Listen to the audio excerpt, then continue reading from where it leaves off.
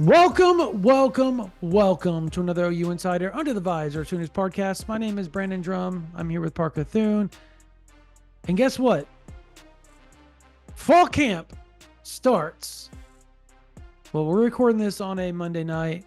It starts Wednesday. And football time in Oklahoma is here, Parker. I love it. I love it. Meet the Players is on Saturday. I think we're potentially going to get Brent Venables before that. I will bring me and my kids will be going to Meet the Players. Obviously, it's the last year. My oldest will be able to do it. He wanted to do it one last time. We take this photo. You can see it in the background right here if you're watching on YouTube. We have like 5 of them of my 2 boys from the time they were little.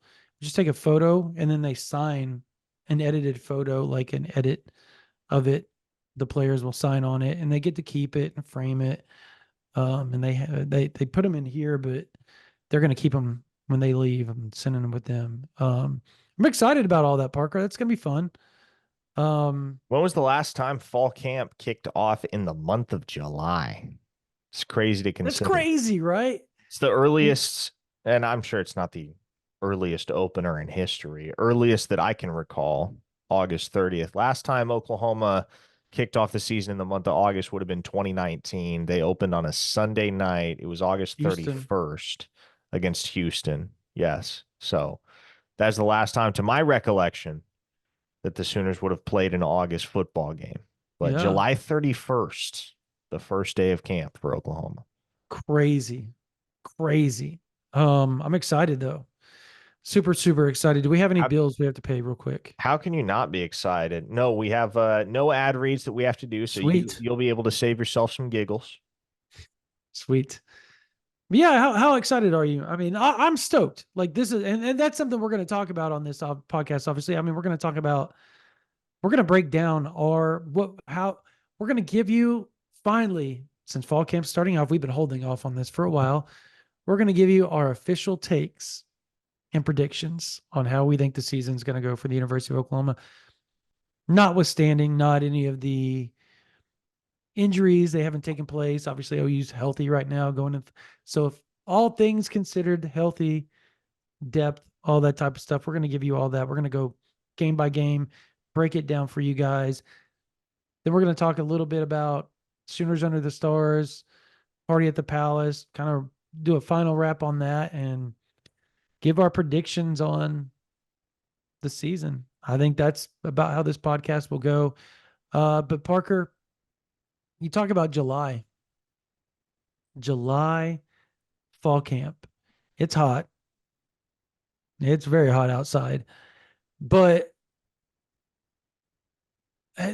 with how this season's going to play out, I'm interested in your take on this because I think it's a good question. The teams that are playing early, like there's a lot of teams that start after Labor Day weekend. Oklahoma is on a Friday. The cool part is they're going to get Saturday, Sunday, Monday to do nothing. But I mean, obviously rehab, practice, all that type of stuff, but they're going to get downtime.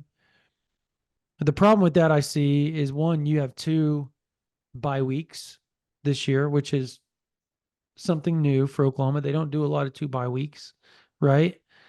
And secondly, man, the season, if they were to make the playoffs, this season would drag and drag and drag. You know what I mean? Like it would feel like it was going on forever at that point. Great for business for us. Oh my God, not so much for their bodies. Yeah, I mean, to start the season in late August and wrap it up potentially in mid to late January, in an ideal world, obviously that means you're going pretty far in the college football playoff. But yeah, that's a grind, man. That's part of the new normal in college football, though. So much has changed. So much will continue to change. And as you look at it, I mean, there's the possibility that a team in the here and now in this current era could play, I believe, up to 17 games in a single season, which is obviously more than any team in the history of college football has ever played. So, yeah, it's going to be a taxing and demanding season for this Oklahoma team, not just physically, because obviously, you know, the physical toll of playing an entire season of football is immense. You're going to feel it, Yeah. but I also think the mental and emotional toll of having to bring your best every single Saturday, as we've discussed, Brandon. You're not gonna have any quarter in the SEC. It is gonna be a relentless meat grinder of a schedule. It's gonna be a gauntlet. You don't get Vanderbilt. You don't get Mhm. Mississippi State. You don't get any of the cupcakes in the SEC in 2024.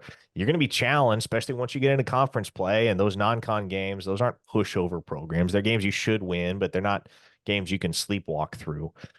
Once you get into conference play, you're going to be challenged and pushed to the limit every single Saturday for Yeah. 3 months. So with that in mind, all the challenges that everything and the transfer portal, the recruiting, the parity that is college football to an extent, right? Like the haves and the have-nots are pretty deep, but there's parity across the haves. I think you look across talent, and they do the talent ratings, like the blue chip ratings and all that in Oklahoma, and like 10 other teams are fairly close outside of Ohio State, which has got like 90% blue chippers. They were absurd. Will there be a team that goes undefeated 17-0 in our lifetime? Oh, I'm sure there will. Yes. Not Okay, this how year. long? How long do you think it's going to take for that to take place? Well, keep in mind, I don't think you could go 17. It would almost have to be a group of 5 team that went 17-0 because to play 17 games means that you would not get a bye in the first round of the college football playoff. So you'd be one of the Fair lower enough. Yeah, fair seeds. enough. Yeah. So and there's the very realistic possibility that a team could go like I think Georgia could go 16-0 this year. Yeah, I think 15 that's and 0 has within the been done. Yeah. yeah, 15-0 has been done, 14-0 has been done several times and so um, yeah, I think there's a team that could go undefeated at some point, but I don't necessarily sense that there is that large of a gap between one team in the field this year or one peloton in the field this year. Mhm.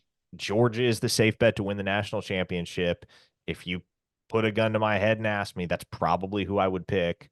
But I think there's a myriad of teams that's capable of doing legit damage. And I think the real interesting thing about the college football playoff, Brandon, is we may get, I know everybody kind of figures, rightfully so, that that chalk is going to hold come playoff Mhm. time and the favorites are going to advance. But man, you remember the very first season of the college football playoff when Ohio State won it as a 4 seed Yeah. and the immediate uh I think the immediate takeaway for a lot of us was, man, this is what's great about the playoff era of college football is in years past, Ohio State wouldn't have had the chance. And you think back to deserving teams that didn't get that opportunity. Like the one that always comes to mind for me is Utah back in 2008. That team went Oh, yeah. undefeated, slaughtered Alabama in the Alex Sugar Bowl, Smith. I Yeah. believe. It wasn't Alex Yep. Smith. It was It Brian wasn't. Johnson. It was Brian Johnson that was playing Oh, quarterback. okay. Yeah, really, really good Utah Alex team. Smith was right before him, right? Yes. Yep. And so Brian Johnson and that Utah team didn't get a chance to play for a national title. But I mean, I remember watching that whole season play out and legit believing that team, were it not for Florida and Oklahoma, which were two very deserving uh, finalists that year, and you had Texas that was in the mix. You had a couple other teams that had really good years, but in the playoff era, had Utah gotten that opportunity, I think they could have run with anybody in the country. So there's not really going to be much of a question anymore, at least not much of a legitimate one as to what might have happened if only that team got in the field. You know, Yeah. if you don't make the college football playoff field of 12 in the era that is to come, you kind of got to point the finger back at yourself. Yeah. Nobody can get the shaft in a 12 team playoff field. So, uh, yeah, I'm sorry. I guess I kind of got off on a tangent there. No, That no, wasn't that was initially that where was I. that was yeah, you were talking about, and I love the conversation that we're having here because I think West Virginia 2007 Mhm. kind of fits that Oh, oh, mold. you fans remember that team Yeah. now, don't they? I was there. It was rough to watch. I I would even for Oklahoma, I would even say 2007 Oklahoma. Um, They didn't. That team did not care to be in the Fiesta Bowl. Like they thought they deserved to be playing for the national title after they beat Missouri. Oh, are you They were talking two about the loss. team that played Boise State? Or are you talking about No, no, no, no, the no. Paul Thompson team or the Sam Bradford team? The This is a first Sam Sam Bradford Brad. team. This is Okay, Sam got you, Sam got you, Bradford got you. team that Yeah, because I that was going went to and say oh won the Big six. 12. They beat Missouri, the number one team in the country, and somehow, some way, a two-loss Oklahoma team with insane wins, by the way, on their resume got jumped because LSU beat Tennessee in the SEC title game. And so LSU, two-loss LSU goes plays, I think a one-loss or two-loss Ohio State. I think it was two-loss teams. I can't remember the complete It scenario. was a 2-loss LSU over a 1-loss Ohio State in the One-loss national Ohio championship State. game. Okay. So and I thought OU deserved it. No, it's not biased. I just know what I know and I saw what I saw. And obviously LSU ended up winning the national title. So that's hard to argue. And I would even go that if there's a playoff in 2013, OU was like a year too early on getting hot at the end of the year with that Trevor Knight squad. I think they were ranked like fifth or sixth going into that game. And they ended up just working over Alabama. And so there's sometimes you know, there are multiple teams obviously throughout the years of college football where you're like would have been playoff that team might have beaten such and such, right? That's why I like the 12 team because I think that it erases the what if possibility, I think, Yeah. because I think once you get past 12, 13, 14, it's really hard to argue, well, that team deserved this or this team deserved that. I Yeah. guess you could. And There's always and it, there's been a conversation about the size of the playoff field diminishing the value of yeah. regular season games. And does it in the most technical sense of the term? Yes, it does.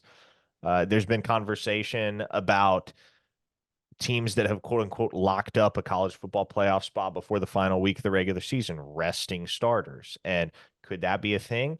Yeah, it might. Until the first time that a team rests their starters, loses a football game, and ends up on the wrong side of the bubble because they counted their chickens too soon. So Mhm. it's interesting. I think there's a lot that we assume.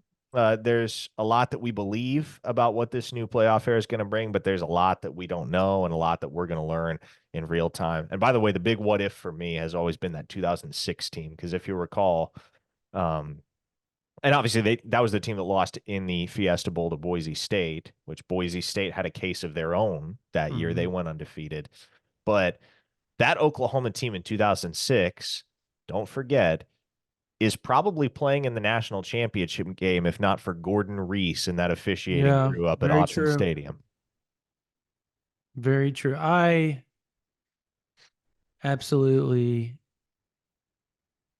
that was so hard. I think I was driving up to a funeral the week after that took place. I remember listening to Tim Brando's show like the whole way up.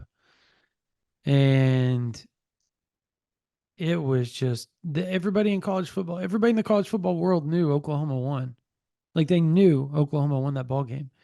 And that was the weirdest part about it because throughout the season, OU didn't get the benefit of the doubt, even though everybody, because it was almost like they didn't care. They didn't care that that play changed not just Oklahoma's trajectory, but it changed everybody behind them trajectory because everybody either moved up or they moved up into a position that they were able to benefit from OU's loss, an air quote loss. It was a wild time of college football Still, at that to time. me, Yeah. one of the most inexplicable calls I've ever seen in Yeah. sports. Here And you it was go, just, ref. I have the ball. Yep. Oregon ball. what a bizarre What? deal. All right. All right. Let's do it. Let's we've kind of hinted at this for weeks. We've talked about how we thought we feel like we have a pretty good gauge of how we think the season's going to go, or at least in our mind. We feel that way. So let's do it, Parker. Yeah. Let's And let's, first off, let's just lay the ground rules and set the expectations. It is the evening of July 29th right now. So our opinions are very much subject to change. If, for instance, week 8 of the season rolls around and Oklahoma is 6-0 and South Carolina is 1-5 at that point. I don't want people coming around in the YouTube comments and saying, boy, Parker and Brandon thought the Gamecocks were going to give OU all they could handle. Obviously, what happens on the field will Yeah. cause our expectations and our opinions to evolve in real time. But we're going to give you our very best opinions and analysis game by game of the 2024 season, one at a time. All right. Just kidding. I don't have it. I don't have it written down or anything. I just have it in my head. All right. So let's do it. First game of the year, Temple at night, Friday.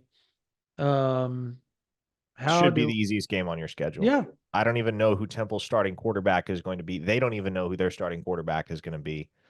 They obviously they lost the incumbent, and there are several guys battling it out for that job. Uh, not to get too deep in the weeds on an opponent that probably isn't going to give Oklahoma much of a run for their money, but that's a very unsettled situation offensively for the Owls. And so, I mean, unless they have the second coming of Cardale Jones somewhere on that depth chart, I don't envision Temple challenging Oklahoma seriously. So I think that should be a runaway game for Oklahoma. Mhm. The line is something like 41.5 right now, or the spread, I should say. So I don't know if Oklahoma covers 41.5, but that should be a game where you're able to let your starters cook for 2.5 quarters, and then get the second teamers in and see how some guys like a Michael Hawkins or a Taylor Tatum or an Eli Bowen, Jeremiah Newcomb look. Yeah. I'm with you. I think overall it kind of feels like Oklahoma should go in and do their thing. The weird part about it's just a Friday night game. That's one thing I'm going to be interested to see is, how does that affect not just the team, but I think the fans in general. I think everybody's hyped for the season to start, and I'm sure people have worked since they've given them plenty enough time to, get off work and do what they need to do and kind of arrange their schedule out. But still, I think it's going to be interesting to see how that plays out. Either way, if Oklahoma even struggles in this game, man, that's going to be something we're going to have to talk about. I don't even want to envision that because it will just give every SEC team and fan base. See that old Leonardo DiCaprio in Once Upon a Hollywood, where he's like pointing. You know what I'm talking about? Where he's like up up No, I've never seen to that the movie. television. You haven't seen the GIF of that? Oh, okay. I know the GIF you're talking Yeah. about. Yes, Yeah. yes, of course. Okay. So yeah, that's essentially what's going to. Yep. Told you. Yep. Mm. See it. See it. So Week yeah, I'm dreading that. But week two. I was gonna say, I don't know if I've told you this. Week one's gonna be a lot of fun for me because I'm pulling a double header that weekend because OU plays on a Friday night. Mhm. So when I cover the OU game on Friday night, wake up early Saturday morning, drive up to Lincoln and cover the UTEP Nebraska game. That's gonna be a blast. Well, that's gonna suck because that OU game's not gonna. We're not gonna get done with a post game podcast or anything until like 2 or 3 in the morning. Yeah, probably so. It'll be a short night of sleep. But hey, God that's what bless you. football season's about, man. All right. Well, good on you. The Fighting Willie Fritz are coming into town the following week for another night game. Back to back night games in Norman. Yeah, fighting Willie Fritz is I was thinking Tulane at first, and I had to remind myself, oh Yeah, wait, he's at that's not Houston Tulane now. anymore. Yep. Houston Um, Cougars. yeah, that probably and look, I'm not putting anything past Willie Fritz because he's a good football coach. That probably won't be a terribly competitive Houston team either. Now they're not gonna roll over. Like I I don't know what the spread for that game will end up being. I don't know offhand what it is right now, if there is one out there, but I would expect that I would expect that the second teamers get some run in that game as well. think Oklahoma probably handles business, not quite as convincingly as they will in week 1 against Temple, but that should be another victory in which Oklahoma exerts a ton of game control. Yeah.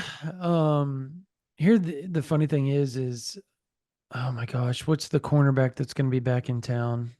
Latrell Yeah, McCutcheon, Latrell McCutcheon. Well, you get back to back, right? You get Latrell McCutcheon and then Mario and Williams the Mario next weekend. Williams, and the following weekend with Tulane. So weird. Anyways, point being that I I don't want to act like OU's going to kill Houston. I feel they are, but Willie Fritz's teams are going to be well coached. They're going to execute. I think at the end of the day, what you run into and the problem they're going to run into is MHP at Houston now? Did he finally make it to Yeah, Houston? but wait, no. Mikhail Harrison Pilot spent a year at Houston. He just transferred this past offseason. He's at Texas Tech now. Oh, that's right. He transferred from Houston. He went to Houston because his family wanted him Yep. at Houston. Now he's at Texas Tech. That's right. It's the other way around. Um, anyways, I just don't think I think they're going to execute. I think they're going to be very well coached. They're just not going to have the talent to match up with Oklahoma head to head No. and last 60 minutes. And I think the first quarter you're going to look at this and OU is going to look at it because look, Texas struggled against Houston last year for 3.5 quarters, right? Yeah. They weren't near as well coached as they're going to be under Willie Fritz. So they can hang with you for a bit, and I think they do for just a smidge. And I think Oklahoma eventually separates themselves and wins by 3-4 touchdowns, but Yeah. 20 plus, I could say. That's kind of my expectation too, is 20. Like if the spread was OU minus 20, I would think OU could very Cover. realistically cover that. And Donovan Smith's a good quarterback. Mm-hmm. He'll make some plays. I don't know if he has enough ammo to be able to make 60 minutes worth of plays to keep Houston in the football game. Correct. Much like that's what I was kind of getting at is like Yeah. he can kill you with his feet and his arms. He's going to make you feel very uncomfortable defensively. And I think that's where I think OU fans are going to be nervous probably the first quarter and a half of that game. And then once OU settles in, once the defense gets going, once Donovan Smith starts to wear down a little bit, because it is going to be hot too. Mind you, they played Texas like in November or October last year, so it wasn't quite as warm. Um, I think that's where the separation starts to take place, like the talent, the depth between both teams. Uh, and then Tulane's an interesting team. the former Fighting Willie Fritzes come to town. Tulane's interesting because they're going to roll out Ty Thompson as their starting quarterback, the Oregon transfer. Obviously, just didn't have a window to start up there. When the Ducks brought in Dante Moore, that was kind of the signal to Ty Thompson that it was time to get out of town. And If then that Dylan wasn't Gabriel already came quite in, clear. and then Dylan came in and I really mean, solidified it. maybe if you're in Ty Thompson's shoes, you wait for one more year behind Dylan Gabriel, but there's just no way you're A, beating out Dante Moore, or B, trying to wait out Dante Yeah. Moore. He's got, what, 2 years of eligibility left, and he'll spend him at Tulane. Who- There are weapons, and that's Green Wave offense. Mario Williams is obviously the first one that comes to mind, the Oklahoma expatriate, and Lincoln Riley cast off. And then you have on the defensive side of the ball, Tulane's got some talent as well. The FCS All American linebacker transfer and Sam Howard. So Mhm. this is a team that, and they've got another, like they replaced a really good football coach in Willie Fritz with another really good football coach in John Summerall. So they'll probably win at some point. They're not gonna they're not gonna have what it takes to keep pace with Oklahoma. They're just Yeah. not for this team, not right now. Again, I like Tulane long term to make some noise in that AAC, but it's too much too soon. I would think this is another game that Oklahoma wins by 3-4 scores. Yeah. I'll just say I think Oklahoma starts out 3-0.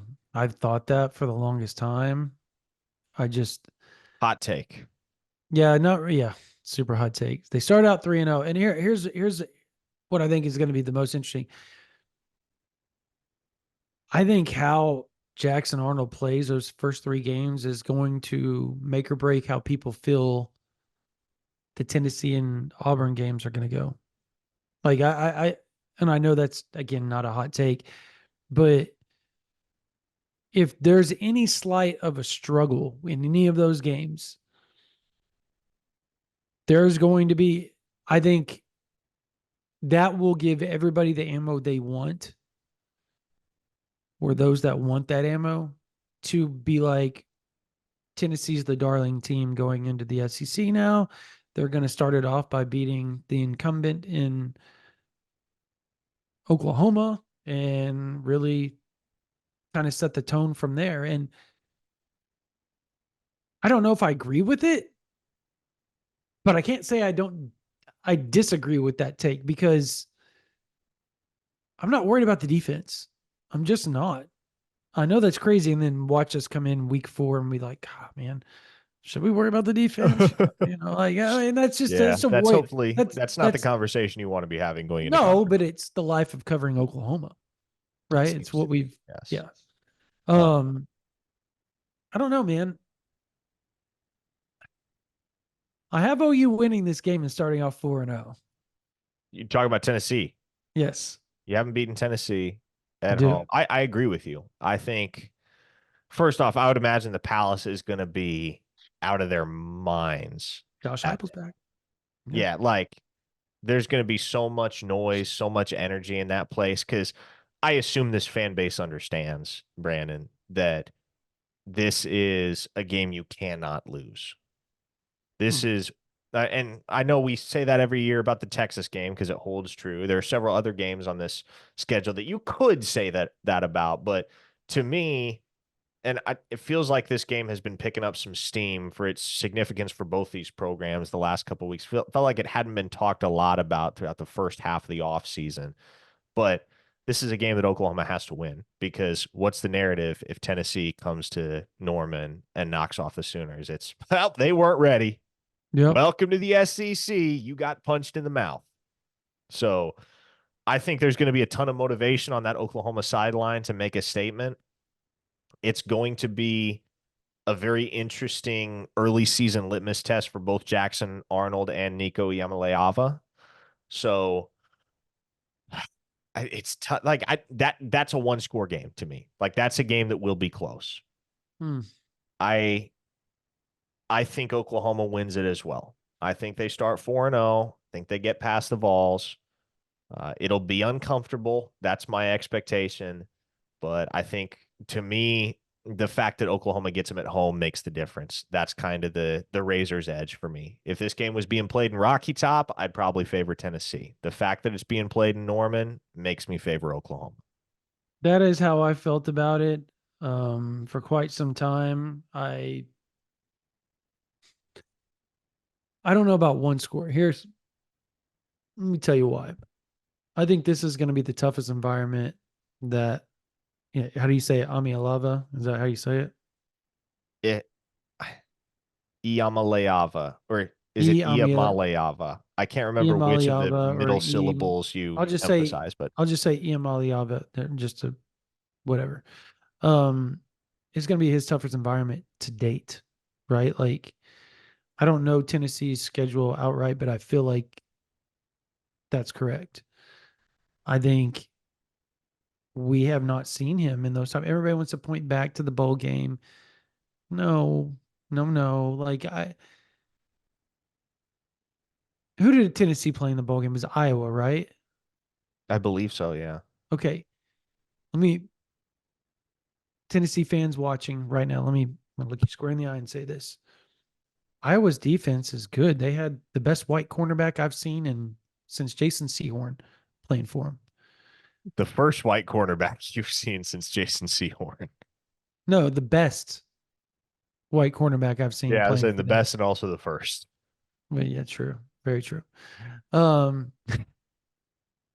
um, They got another one too. I Like know, and he's Cooper good. DeJean graduated. Now they got John Nestor that's going to take Yeah. his spot. So Yeah, but so and I say that jokingly just because everybody kind of mocks the white cornerback, which is it's funny. But again, their offense was it's Iowa's offense. Literally, Iamaliava could have not scored on half of the possessions or all of the possessions, and you still would have won the ball game. There was no pressure on him. Is Iowa's defense good? Yeah. Do they stack up to Tennessee pound for pound, talent for talent? No. So again, and I know Tennessee's going to go, well, look what happened with Arnold. Look what happened. yeah, The difference is that Jackson did not expect to start until like 10 days, 11 days prior to the game when Dylan Gabriel was like, guess what I'm doing? I'm going to the portal.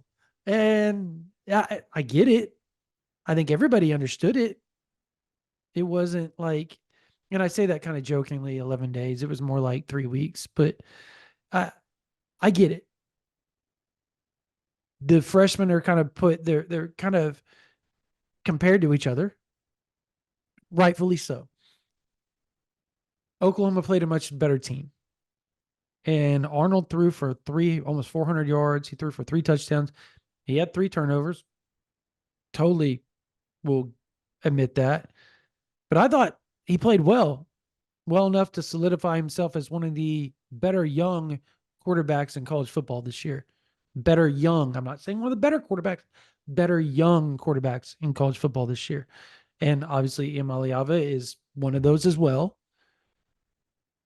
But they're playing at home, Parker. Like you said, that's where I think Iamaliava is going to finally get to go up against something that will have some pressure on him. Not only that, the pressure is going to be on Heupel, right? The pressure is going to be on BV. Pressure going to be on Oklahoma. Facts. But Heupel's coming back. The prodigal son's coming back. And yes, he is the prodigal son of Oklahoma football. There's no way about it. He restored college football in Norman, like made that program what it is on his arm, in his brain in 99 and 2000. Won the national title.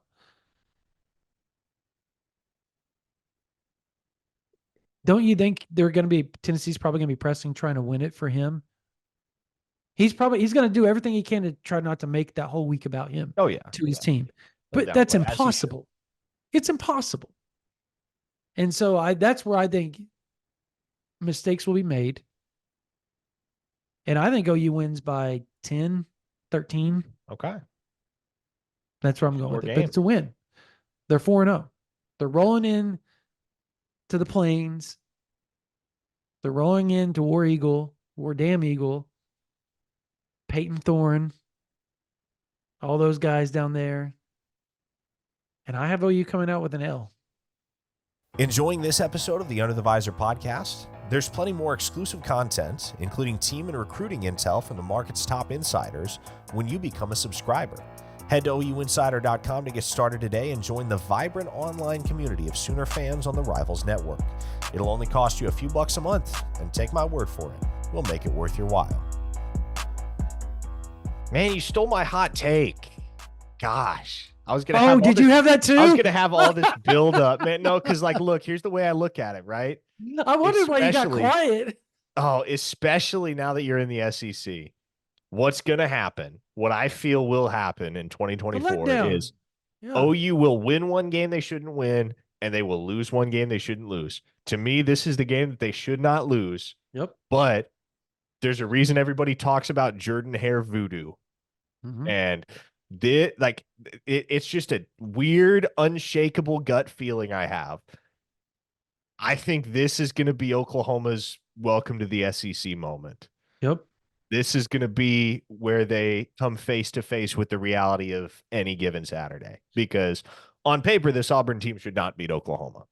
But the home field advantage, Oklahoma's first road game in the SEC, and again, just that unexplainable aura that surrounds Jordan Hare Stadium and the wackiness that can occur on that football field. I mean, Where else on earth could you get throttled by New Mexico State one week and then turn around and be a 4th and 31 away from beating Alabama the next week? That's just the kind of crap that happens at Jordan-Hare. So, yeah, I don't know what it is, man. Again, this is a game Oklahoma should win on paper, but something just makes me uneasy. And I bet you this is the one that they drop. Look, I'll say this. Jackson Arnold even talked about it, right? He was like, man, I was talking to Carson Beck about the Auburn game, and Carson Beck even talked about the Jordan-Hare voodoo, right? Mm-hmm. And he said, weird things happen. Like, we almost lost to them last year. They almost beat Alabama, like, and Georgia Yep. and Jordan-Hare. Like, they weren't that good. They were awful almost last year. And No, like they weren't that somehow good. they almost come out with dubs against two of the best teams in college football, the two most powerful teams the last 5 or 6 seasons. That's crazy. Yeah.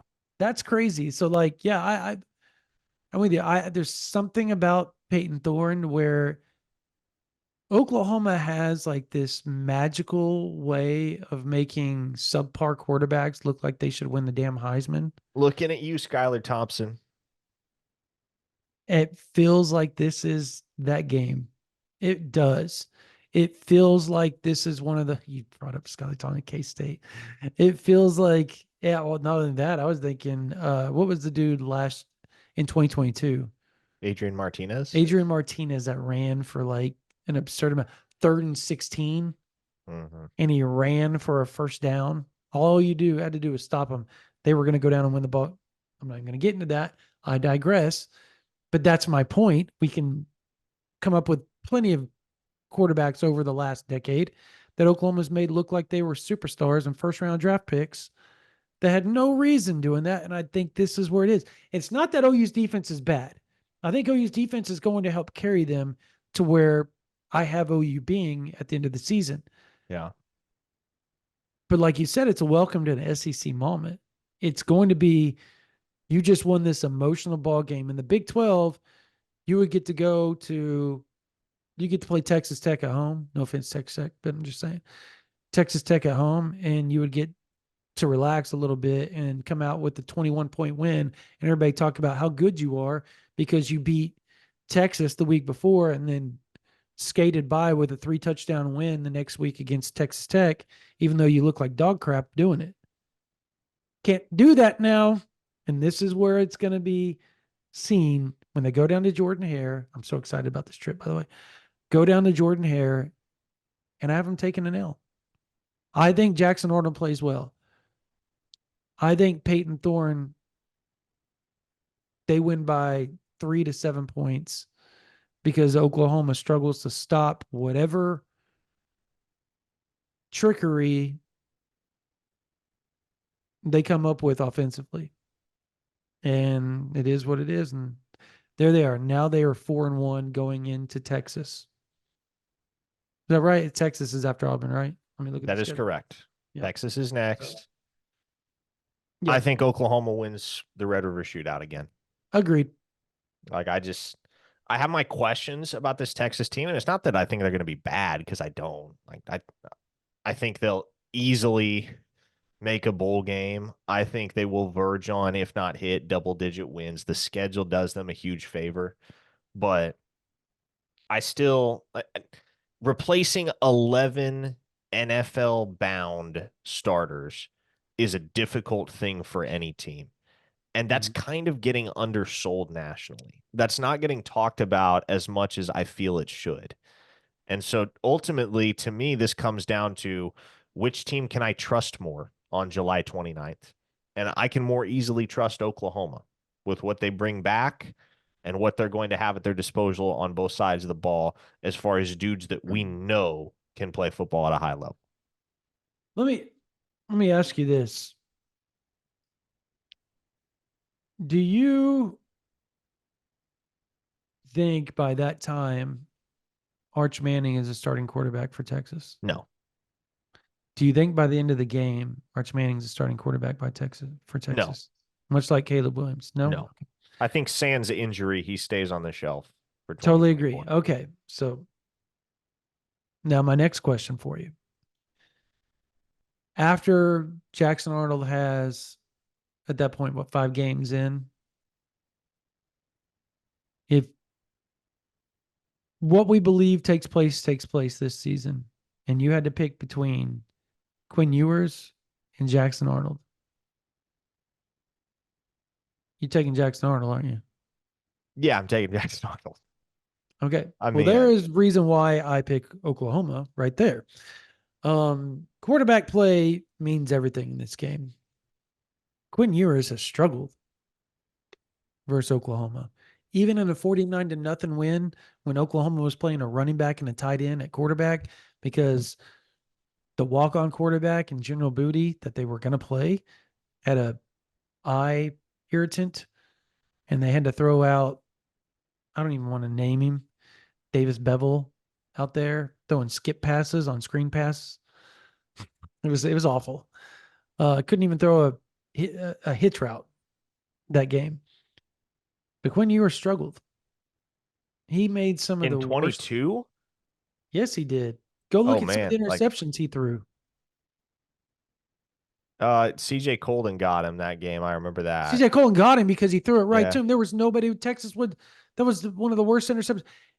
They should have beaten Oklahoma. Remember, they struggled. They were not scoring on OU's defense at will to start the game. Remember, OU was driving down the field on them, and they would get stopped like inside the 10 on like 4th and 1 or whatever because they ran the same play all the way down. And finally, Texas just buckled in. And when the field shrank, Yeah. you I couldn't mean, spread them out. Like, it is the case. And honestly, like I think short of that mistake to Colden, I think there was a deflected pass that Woody Washington got as well, if I remember correctly. But I thought short of that one mistake, Quinn Ewers played a really good game against Oklahoma in 2022. But you kind of expected that opposing quarterbacks, excuse me, were going to have a really good game against that iteration of the Oklahoma defense.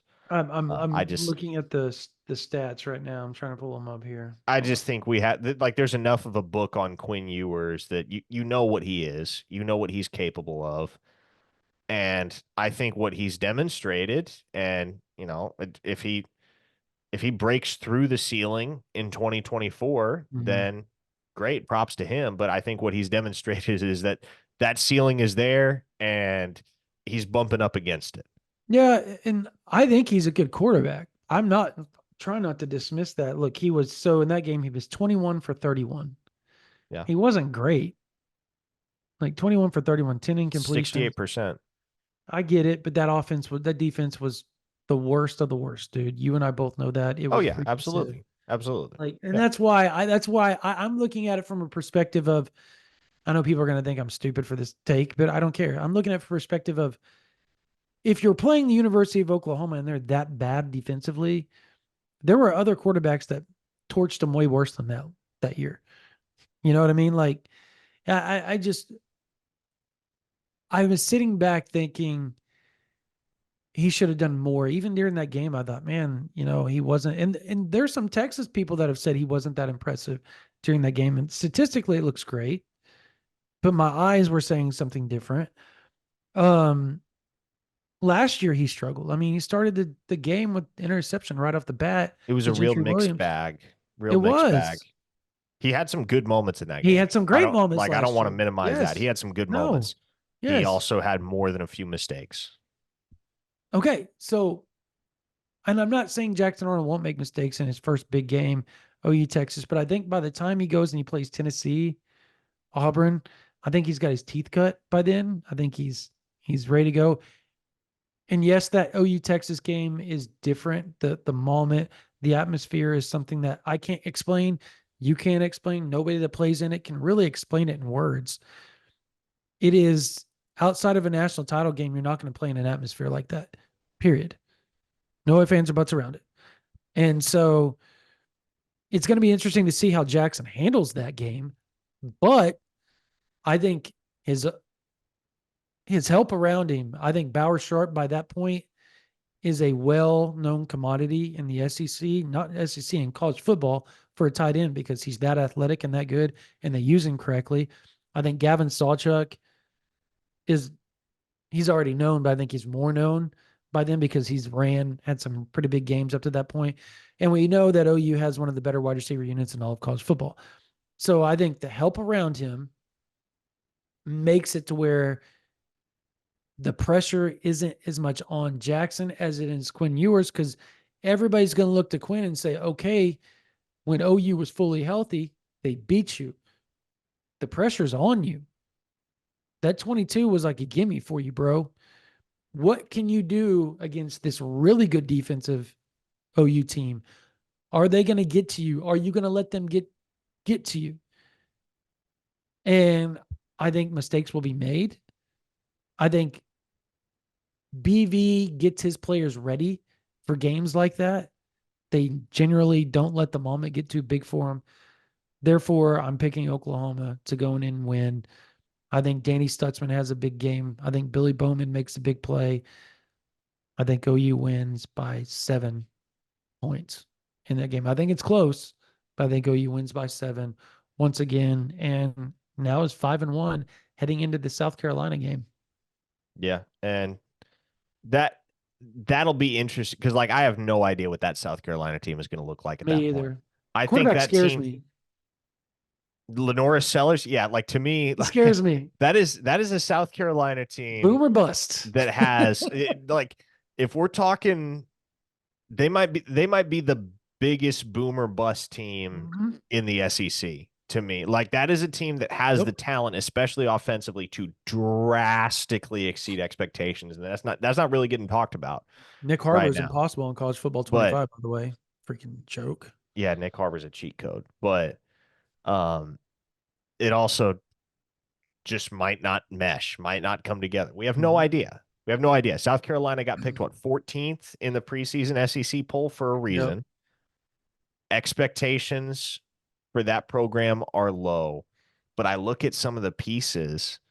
Rocket Sanders, mentioned Nick Harbor, Lenora Sellers at QB, man. Like, there are some pieces there that could comprise a really exciting offensive formula for South Carolina that makes them a danger to some of the heavy hitters in the SEC.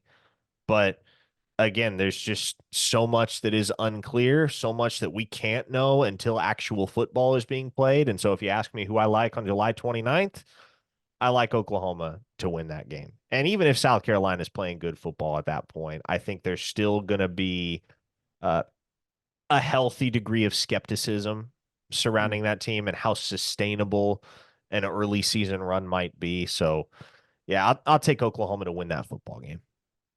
I'm with you. I think Rocket Sanders, right? Lenoris, quarterback. I think their athletes make it very, very intriguing to me. Obviously, Nick Harbor on the edge. I just think what they can do offensively is absurd, potentially absurd. Yes, has to jive. Yeah, exactly. If it doesn't, you're kind of screwed. Yes. I also think Shane Beamer has a propensity to have his guys win games, 1 or 2 games every year where you're like, how the hell did they do that? Yeah. And that's what I'm afraid of here coming back to Oklahoma. Like he understands, if there's anybody that understands Oklahoma, it's Shane Beamer, right? And beware the post Red River letdown. Correct. There's where I was getting at. Now, that said, I have Oklahoma winning it, but I have them. I think I only had them winning by like 3 points, 3 to 6 points here.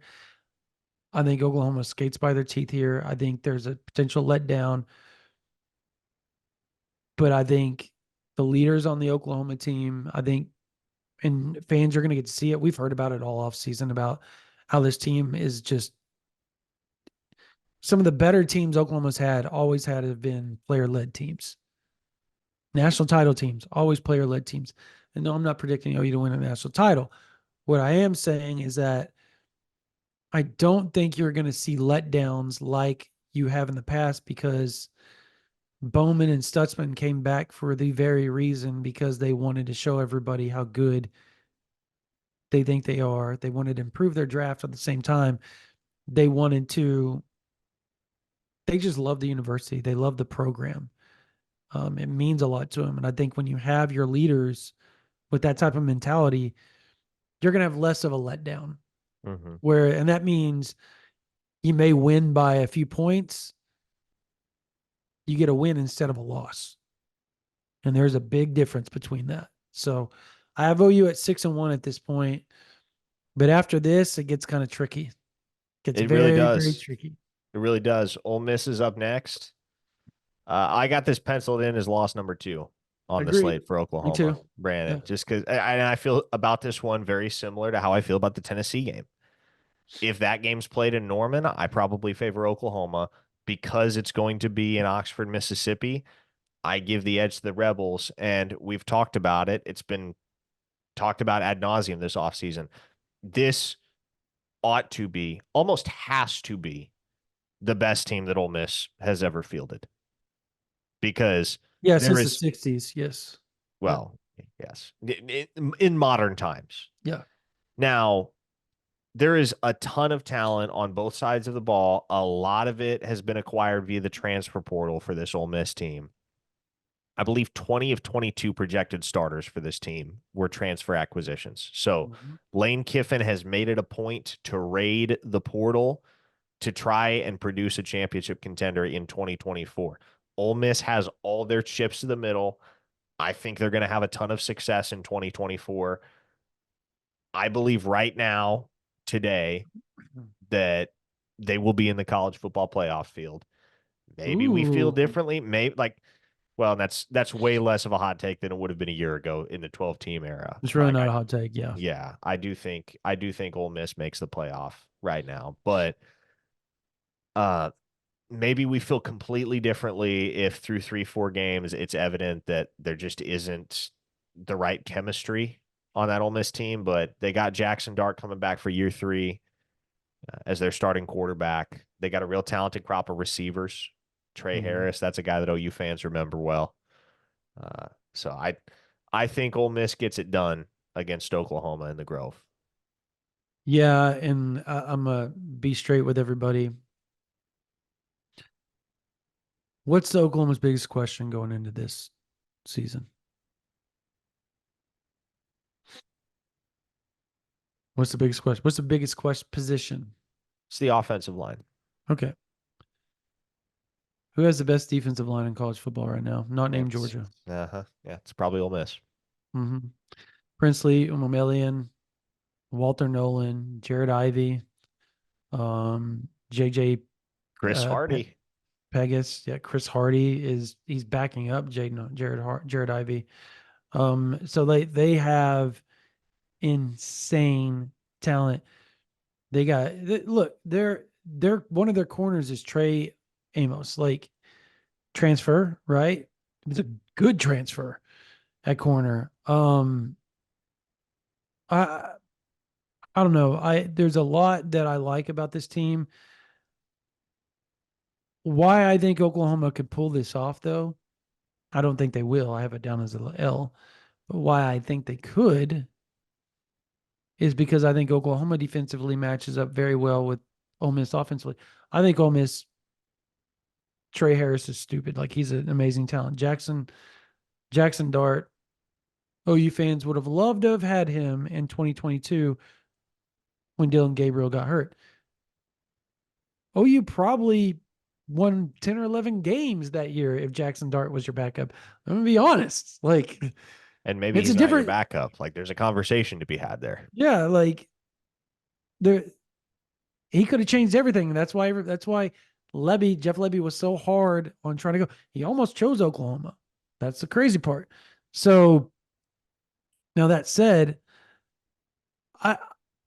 so Ulysses Bentley is not somebody that I'm really sold on as a running back. I think that's the big question for Ole Miss is can they? It's big shoes to fill. Well, you think? And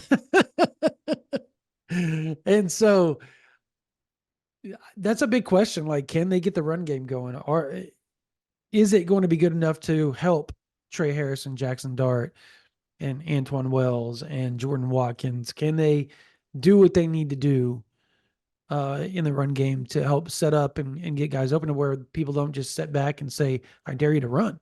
I dare you to run at us. But I think eventually they do. I can't remember a time where underneath any sort of Bryles offense where the run game just was putrid ever. Mm-hmm. And so I think Kiffin's group plays really well. I think they win a lot of games. I think they make the playoffs. I agree. Ole Miss.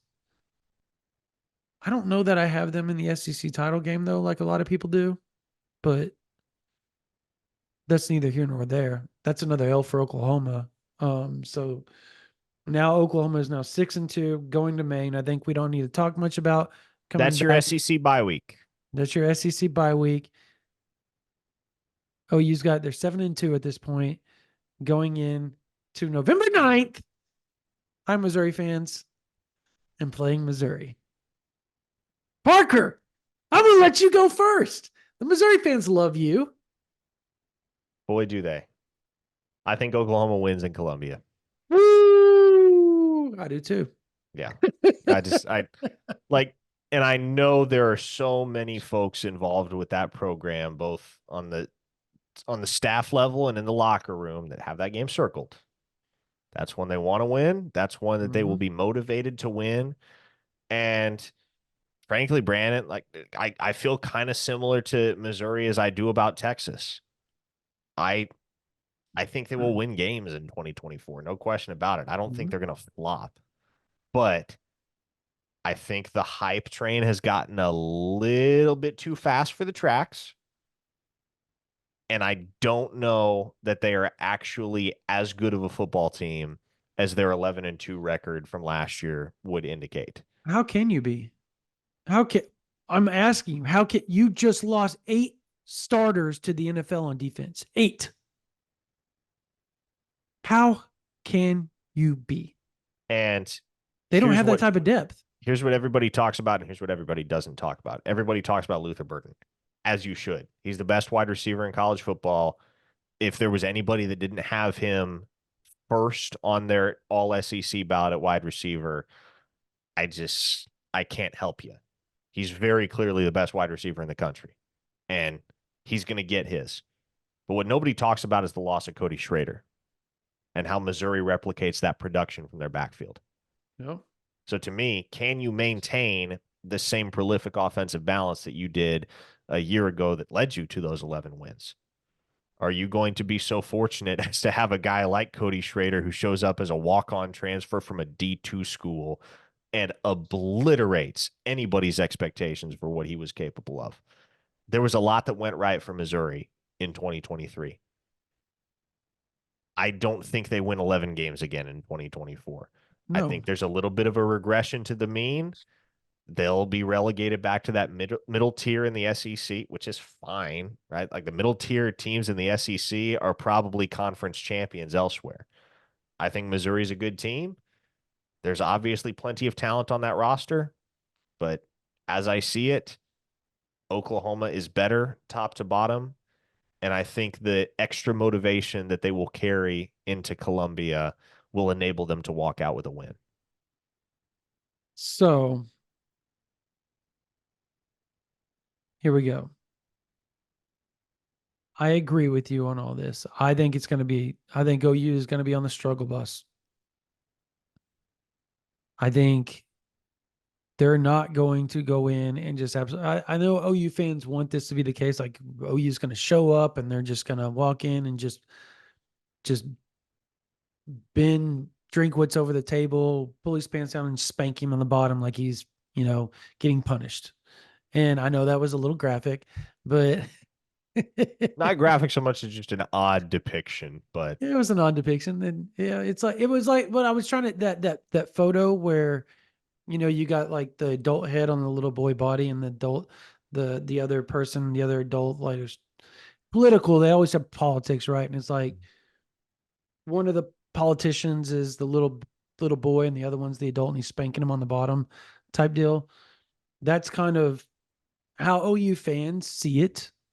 And that's what they want to feel. Have you not seen how OU's treated Missouri over the years and blah, blah, blah, blah. I think the last time they played, didn't Missouri beat OU the last time they played in the Big 12? I was at that I game. think so. Yeah, it was I was 2011. at that game. Yeah. No, it Oh, was 2010. I thought. I'm oh, it thinking might have been 2010. 2010. OU was number one in the nation. Yes, they went Went to to Faurot Field and Missouri lost. and Yep. lost. I was at that game. Roy Finch had a really big game. DeMarco Murray was pretty good, but OU somehow couldn't get things going with the offensive line. Could that be the case again this year? Maybe, possibly. Yeah, that place is kind of a weird place to play in. I know. You know what I remember most about my trip there, Parker, was I had three little kids with us that were age 6, 8, and 9. And Not yours, I Missouri, take it. they were not at that point. I hope not. I was not very old at that point. I mean, I was old enough, but I hadn't had a kid yet until 2 years later.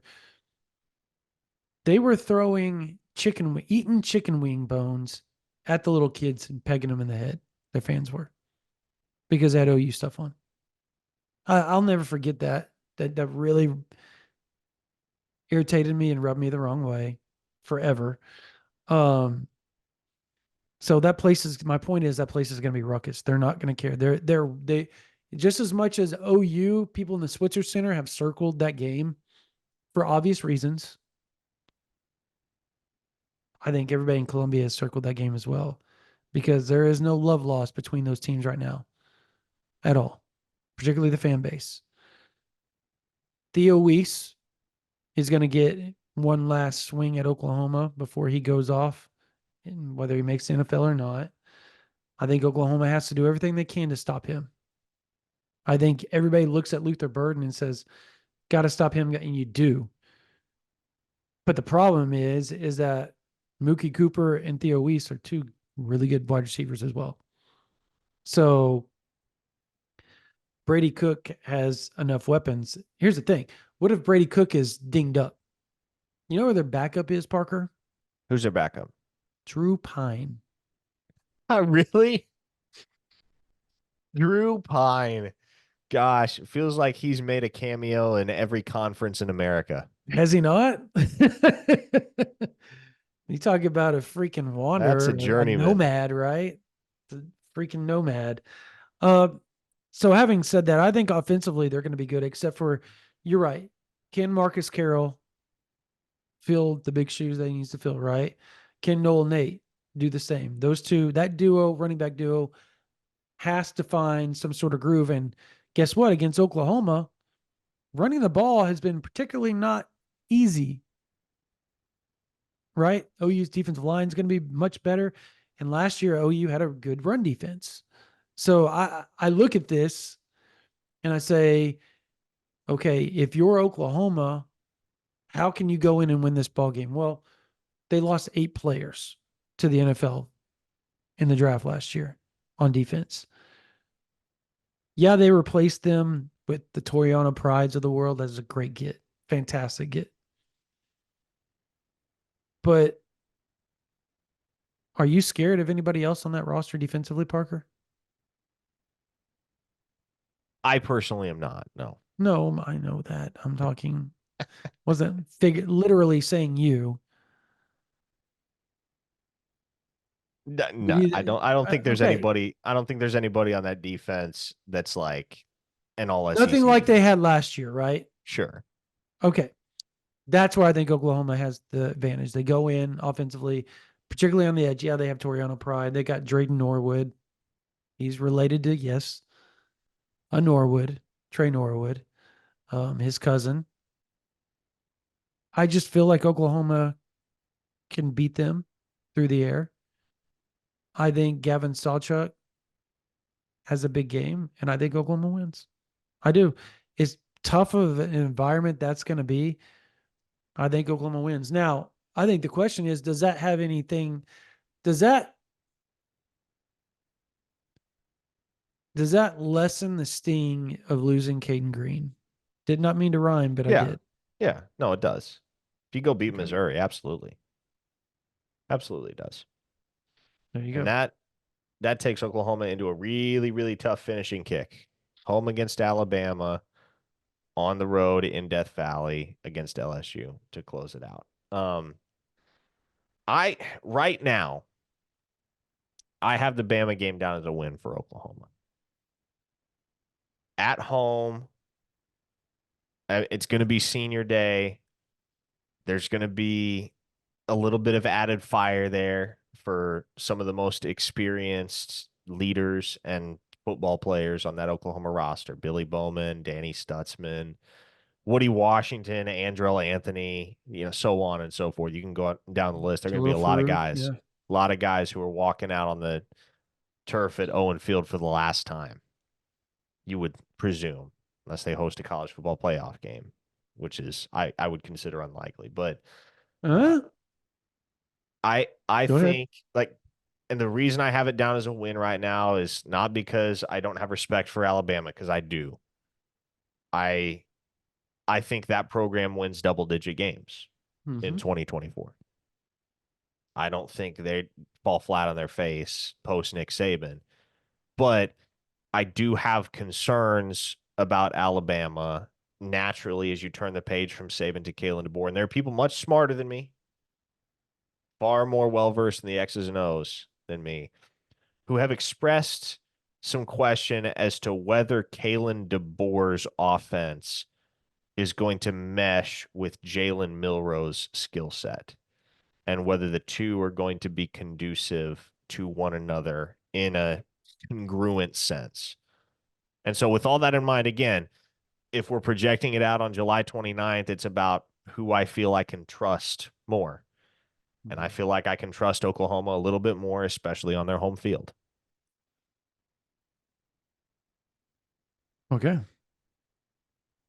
I have this as a win.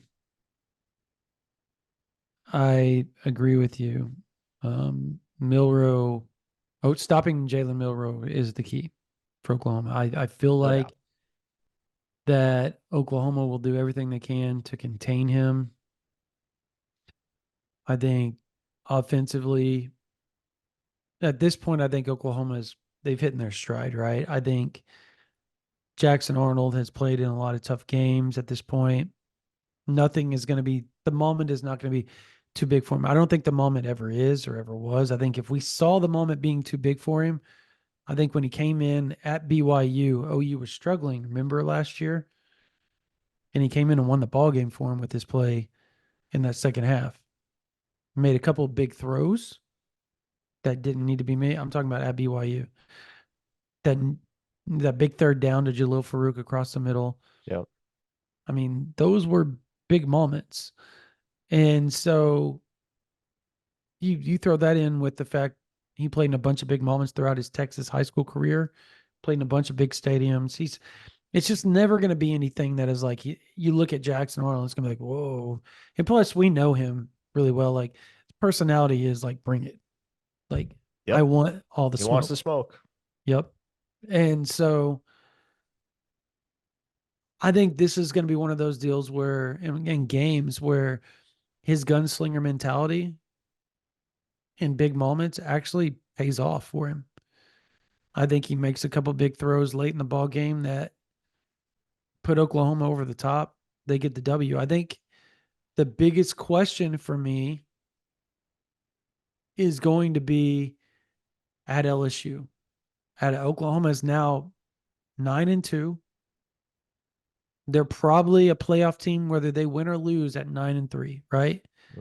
I don't know. You don't I think think so? that's I think everybody else does. I think everybody I've talked to says 9-3 Oklahoma is going to be in the playoffs because that schedule is so freaking hard. I don't think it's an automatic. I think the odds are good that you'd be in at 9-3, but it's so contingent upon what happens elsewhere. Night game, Like Death Valley. I have an L. I just don't think OU goes and wins night. Not this the is first time they go and do it. this is maybe the one I feel most strongly about, Brandon. I think OU wins. I Oh, just hot take 10-2. There you go. yeah, Parker. no, I have them at 10-2, and I'm not sold on LSU. That's my SEC hot take for 2024. I'm not sold on LSU. And I think there's a tendency to act like Death Valley is impenetrable It's a really good environment. It is by no means impenetrable. Well, You no. can go there and win. And I think Oklahoma can go there and win. And like with how one-dimensional that LSU team was last year, if they're going to improve upon their 9-3 mark or even hit that 9-3 mark again, they need a couple of very important things to happen. They need substantial defensive improvement, which that's why you brought in Blake Baker to hopefully scheme your way into more success defensively. And you need Garrett Nussmeier to at least come close to doing what Jaden Daniels did. You don't have to go and win the Heisman Trophy, but you got to have a really good season calling the shots in that LSU offense for them to be able to do what they did last year and go 9-3 in the SEC. I don't know, man. Maybe I'm the only one that sees it this way. It doesn't feel like there are many that have the same level of doubt about this LSU team as I do, but I see a lot of variables in the equation that you're going to need to have solved. And I don't know whether LSU is going to have them solved. And so, once again, feels like I'm saying it a lot. Who can I trust more? I don't trust this LSU team at all. So, I think that is the real statement for Oklahoma in 2024 is going to Death Valley the final week of the regular season and winning. They're a playoff team if they do that 100%. Yes, no question about it.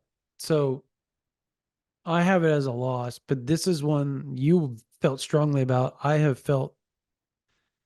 been back and forth on this one, and I'm putting it down as a loss right now. So I have Oklahoma ended up 9-3. Oh, everything you said, like I think it's tough to go into Death Valley and win. I do. Particularly at night. God, I hope it's a night game.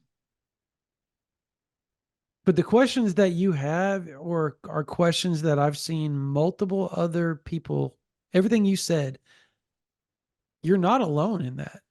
Like I think I saw Josh Pate. Josh Pate said the same thing. I think, does Blake Baker make them better defensively? Because if not, are they going to take a step back further than they took last year? Because they did take a step back. Yes, they had a Heisman winner. Yes, they went 9-3. Yes, they made some big plays and won some games last second with obviously Jaden Daniels' arm or legs, one of the two. But it's the Nussmeier and the defense question, right? My son, Caden, asked me that exact question. He's like, is Garrett Nussmeier good? And I said, he's like, of course, 12-year-old, he's like 88 overall, dad, on College Football 25. That's how he gauges whether they're good or not, right? If he hasn't seen them, well, they're rated like this on College Football 25. I said, yeah, he's a good player. He played well when he was thrown into it last year and the year before. Like, he's played well in moments that he's had to play well in. Can he do it the whole time? Can the Flower Mound Marcus guy come in and be that dude for 12, 13, 14, 15, if he has to, that many games?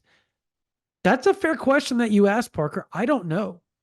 I know he has a talent around him. I know he doesn't have what Daniels had last year because they're off in the NFL now, but it's a great question. At the end of the day, I just feel that even though the moment's not going to be too big for Jackson Arnold, even though the moment's probably not going to be too big for anybody on that OU's team, playing in the SEC, this is like that second SEC moment for me, right? Like, you're on the road, it's at night, it's Death Valley. The decibel is 105 the whole time you're playing that ball game. Can you fight through that? Is that going to shake you? I don't think it shakes them, but I do think it breaks them to the extent that they lose by a field goal or something to that matter at the end of the ball game. And OU ends up 9-3. So you have OU in the playoff. I do. A 10-2 OU team is probably going to have a home game. They might.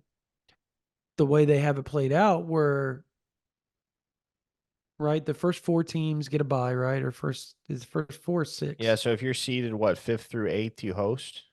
Yeah, 10-2 Oklahoma should host, yes. agreed. I think 9-3 hosts as well, and I have them. And I say that because they're going to have wins over Tennessee, Alabama, Texas, Missouri. That's find that on anybody else's resume. Sorry, I think they host.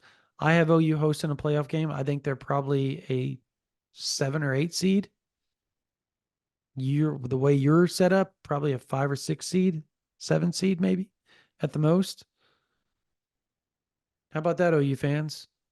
OU in the playoff, year 1, the SEC. I think they're SEC ready if that takes place. Oh, yes. Oh, yes. That will no longer be a question.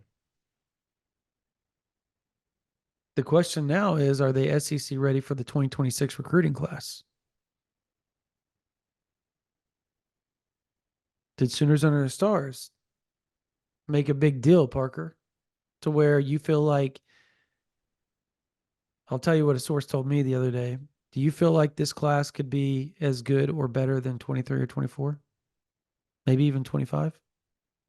I think it definitely could be as good. And I think it definitely could be better. And I think a lot of that has to do with the fact that you have an absolute alpha dog at the quarterback position in Jaden Mm-hmm. O'Neal that is trying to bring the cavalry with him.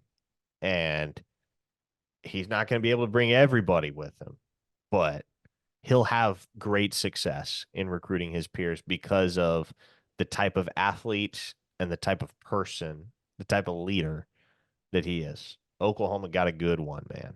They got a real good one in Jaden O'Neal. Yeah. So on top of that, I'm gonna throw this out here for everybody. I'm teasing it because I don't want to give it away because I'm gonna write it on OU Insider VIP. There are 3, 4, maybe 5 potential 5-star guys in 26 that will be back in Norman for. They all are coming back for sure for one game. And I'll have that game on OU Insider VIP. But my point is that it's all because Jaden O'Neal has been pushing the narrative. The best recruiting classes recruit themselves through player recruitment and peer-to-peer relationships. You're already seeing this, Parker, with this 26 class. I think I was talking to a source. Well, I got 2 source quotes, I'll tell you. One of them told me that if people thought 2024 defensive line recruiting was elite, wait till you get done with 26.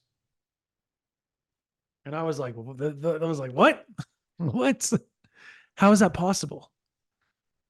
Gotta Because when get you your. look, go for it. What? I was going to say, to me, a lot is contingent upon how early you can get a real galvanizer on that class on the defensive side of the ball, because there will be a Pied Piper effect on the offensive side with Jaden O'Neal. Yeah. If you really want to be able to establish big momentum with some of the elite defenders in the 2026 class and sustain that momentum, because I think Oklahoma's on the verge of establishing some legit steam with some of the top 100 dudes in the country on the defensive side of the ball. But can you get one of those dudes committed early and start leading the charge? If there was one that I think would commit early, I think it's going to shock the crap out of people. On the defensive line, who do you think it would be? I want to see your answer first. I've told you the players that are coming, and I told you I talked to this person's father for quite a long time. Yeah, no, I think where you're going to go, you're probably getting ready to say Deuce Gerald's, right? I am not. Nope. Okay. Spoil it for me. I'll say Tank Carrington. Interesting. despite the fact that he didn't make it to OU this last weekend. Well, see, now you're trying to ruin my notes on OU Insider VIP. I'll say this regarding Tank. They are absolutely, his dad and him absolutely love Todd Bates. He goes to Bishop Gorman. They are big Dallas Cowboy fans. They are big SEC people. Oklahoma's checked off 4 of the boxes there. They love them some DeMarco Murray, obviously. And they are coming to 2 football games set up already. They are visiting for 2 football games. That's a lot of work being put in for not being, if you're not that interested. Oh, by the way, and I'll even add this part to it. And I quote, we're already set up to come. We haven't set the date up yet. He said the exact date, but we are taking an official visit in June to OU. You know that a year in advance? You can't tell me you're not that interested in OU. You were super interested in OU at that point. Right?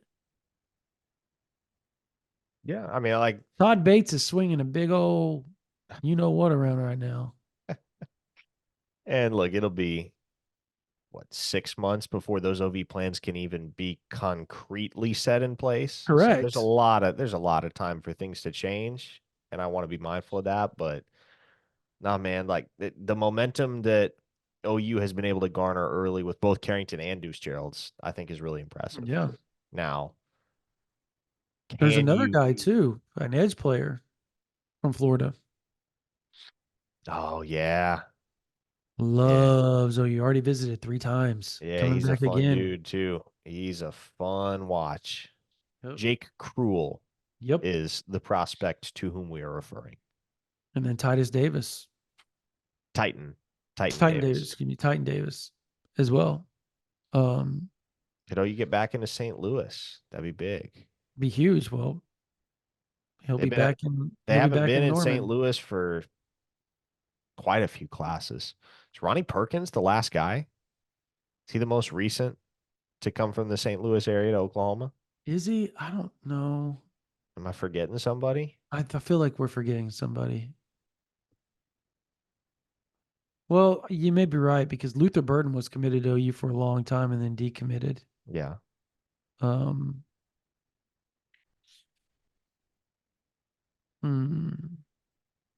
Yeah, I don't know. It's a great question. Anyways, point being is that Oklahoma is Taj Overton. We haven't even talked about Taj Overton. Obviously, he didn't visit for the Sooners and Stars, but OU's in a really good spot there. I mean, what they could be doing in 2026 D-line recruiting, from what that source told me, I think is big time. Like, that is the expectation in Norman, is to be elite on the defensive line every year in recruiting. And Todd Bates has proven that with his 24 and 25 classes, right? And obviously through the portal with Dominique Williams. Offensively, source told me that they feel like this will be their best offensive class since Venables came in. And again, that's saying a lot because 23 was really good. 24 was really good. 25 is downright potentially special on offense. But I think it's because you have Jaden O'Neal leading it, right? And you already have Jonathan Hatton as well committed, both top 100 guys. So, yeah, that Sooners and the Stars, Parker, it hit right for OU. No, not any commits, but I think it hit. Yeah, they got what they needed out of it. They're coming back. Like, if you got these guys that want to spend their own money to come back and visit and go to a game, how much easier do you think that is to sell being in the SEC? Hey, do you want to come back and watch Texas Tech? Us play Texas Tech in October, end of September? Or hey, come show up and watch us play Tennessee, or Yeah. watch us play Alabama. Yeah. Even Um, South Carolina, right? Like, does so with Taj Overton, does it worry you at all that no, OU has gone? I asked that question. Well, I just like OU's gone 0 for Owasso the last several cycles. They've not been able to, like, for whatever reason, they just have not been able to land a dude from there, which is weird because Owasso is kind of like there are guys that have had OU offers, guys that OU has prioritized. I mean, the two that immediately spring to mind are Cole Adams, right, and Chris McClellan. Uh, Josh Proctor was an Owasso guy too. But Josh And Proctor was the one they offered. Like, they offered Cole Adams and McClellan kind of late, right? they were late on Proctor, they Cole didn't. Adams. Yeah, and Yes. they were late on McClellan too, because it was the new staff that came in and pushed for McClellan. It was BV staff. The previous staff did not push for him very hard. I think Josh Proctor, obviously, yeah, that was weird, and he was an OU guy. But I remember his dad wanted him at OU, but at the end of the day, his sister went to Ohio State, and he followed his sister. That's why. I mean, she got her master's there, so things did not work out for OU for that. That's a little before your time in recruiting. But yeah, I think it's something to worry about. But at the same time, Taj Overton grew up a big OU guy, big OU fan, loves OU. He's visited there so many times. I asked some sources in Norman, like, is there something to worry about that he went to Miami, right? Instead of, I think he went to where did he go? Miami. Where else was he this weekend? Auburn, right? Auburn. Yeah, Yeah. Auburn. Instead of you all. And they're like, no, man, like, feel good about it. It's like, okay. Like, but he had told me he was going to do that in the spring. He was like, yeah, I'm just going to go to these guys this summer. So I guess it just didn't really shock me. But then he turned around and told me, yeah, I'll be at the Sooners and the Stars or whatever in late July. But I guess those visits to Auburn and Miami got pushed. So they got pushed during this week for him, unfortunately. So I think there was it just conflicted there. So, but at the end of the day, I think he ends up in Norman. I do, which will be a great get for OU. He's a really good player, great in-state guy. Um, I is he the number one guy in 26 in your opinion? In state, he might be for me. It's Mason James. Yeah, that's a good point. Yeah, I'm all Mason in on James. Mason James. You are. Yeah, I would agree with you on that. Actually, I think Mason James. Yeah, I think it's an argument to be had though between those Oh two, yeah. right? And KD Jones for that matter Oh, too. oh my Like there's God. I always forget how talented that 26 class is. Yeah. at Katie the Jones. top end. Yeah, it's not as Yeah. deep. Not as Yeah. deep as 25. 25 is crazy deep, man. Stupid. Like 27 is two at they're gonna OU end up in being, I Oklahoma. think, 30 plus guys in the 25 class in the state of Oklahoma that go P5 or P4. 27 is going to be that way. It's much like 22. Like it goes kind of in spurts, right? 22 was really good in Oklahoma. 25. Now 27 will be the next big one. That's like really deep. So, anyways, all right. I think that's good enough for this version of the OU Insider Under the Visor Sooners podcast. It's our longest podcast in a minute right here. Yeah. If you are not, well, it was good content, man. We broke Oh, down it the was. schedule. Yeah. Hope you guys enjoyed it. We both have OU going to the playoffs. I'm more skirting by the teeth in at 9-3. Parker, more of a solidified run at 10-2. But remember, it's only July 29th. Injuries, all that, things take place, things changes everything up for Oklahoma potentially. We'll see how it goes. That would be great for you, great for us business wise. I would love it if they went to the playoffs. Anyways, if you're not a member of OU Insider VIP, a lot of content coming, a lot of fall camp content coming, a lot of recruiting content coming. 26 is kicking off and it's heating up fast for Oklahoma. So is 27 recruiting. But the SEC, OU's in it, and we're going to have you covered, whether it's behind the scenes, whether it's practice observations where we go and we write and we tell you what's going on at practice, what we saw, who was starting here, who was doing what, who made a big play in this practice, what you can expect from such and such player. We have all that on OU Insider VIP. We have all sorts of notes, team notes constantly for you guys. Lots of updates, lots of stories, lots of talk, lots of video breakdown, film breakdown. It's all on OU Insider VIP. $9.95 a month or $99.95 to join the thousands and thousands and thousands of OU fans that are already on there. If you are a college student, listen to me and listen to me now. Go to ouinsider@rivals.com and email me. Send me a photo of your whatever school you go to. I don't care if you go to Maine. I don't care if you go to Tulane. I don't care. Whatever your .edu. If you email me from a .edu and you have proof that you are a student, we can give you OU Insider for $11.95 for the whole year. That means you barely are paying $1 or under $1 to get OU Insider VIP for a whole year. And as long as you're a student, we will hold that up to you. All you got to do is email me, ouinsider@rivals.com, to get OU Insider for $12. I will send you the promo code for it. You sign up, you pay $12. You don't have to pay another thing the rest of your time, and you get OU Insider VIP and get to join and talk and start your threads and do whatever with all the great OU fans that are already on there with us. Again, email us at ouinsider@rivals.com. From your .edu email, and we will make it work for you. Trying to help you students. I know a lot of you guys want, and it's really pricey for some of you guys. $9.95 a month is pricey. $99.95 for a whole year is pricey, but we want to help you, the students, get the same kind of content that everybody else gets. All right. Also, subscribe to this channel right here every day.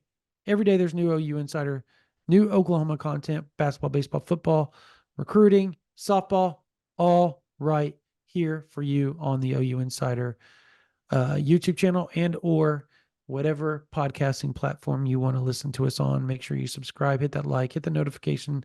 Make sure you're updated every time we drop a new podcast. All right. For Parker Thune, my name is Brandon Drum. You guys have a blessed day.